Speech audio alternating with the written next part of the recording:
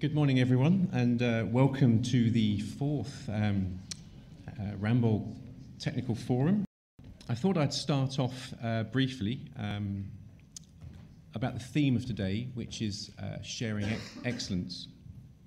And I think that's quite apt today as we sit here amongst us. There are Ramboll people, there are some Gifford people, and there are hopefully some of our clients and collaborators in the audience today. So it really is about sharing excellence. And it reminded me of a discussion I was having with Gordon Clark from Gifford last week, where we discussed the history of the companies Ramboll, Gifford and Whitby Bird. And Gifford have just produced a 60th anniversary book, which has quite a lot of wonderful stories about, I suppose, inventiveness.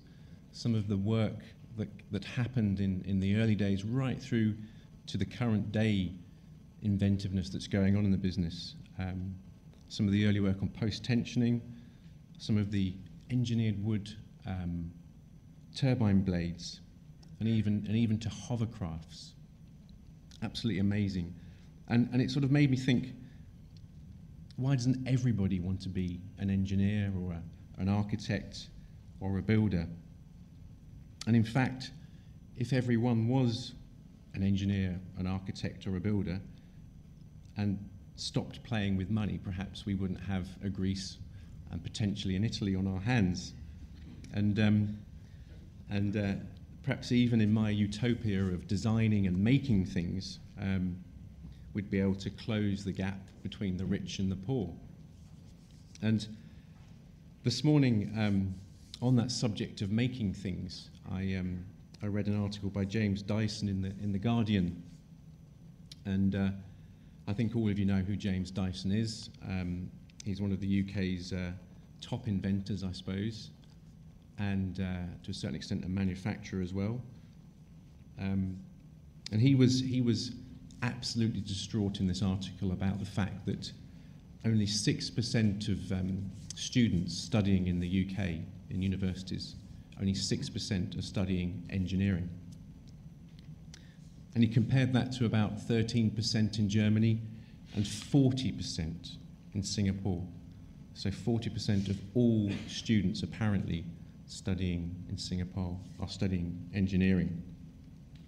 And his article was basically saying we should move away from this financial service industry that we have, quite topical, to making things. And I think he's been saying that for quite a while now. And probably the most interesting thing about the article in The Guardian, if you read it online, is all the comments about Mr. Dyson having sent a lot of his manufacturing overseas. But anyway, on that making things topic, it's something that's quite close to my heart, and I'd urge you all to read this book, which I'm currently reading at the moment. I haven't quite finished it, but it's called The Case for Working with Your Hands, or Why Office Work is Bad for Us and Fixing Things Feels Good. And I wanted to read it because I thought, hang on a minute, I work in an office. Okay, at the weekend I fix things and I do make things now and then. But actually I wanted to read this book and find out what it's all about, because what's occurring to me is, whilst I enjoy fixing things and making things, actually one of the most enjoyable times that I think I personally can have is working on projects, making things in terms of starting with a blank piece of paper, sketching up an engineering scheme with an architect or a client. And I truly think that this is not quite right, this book. It's missed something slightly, than actually that we can, designing and making things on paper is possible.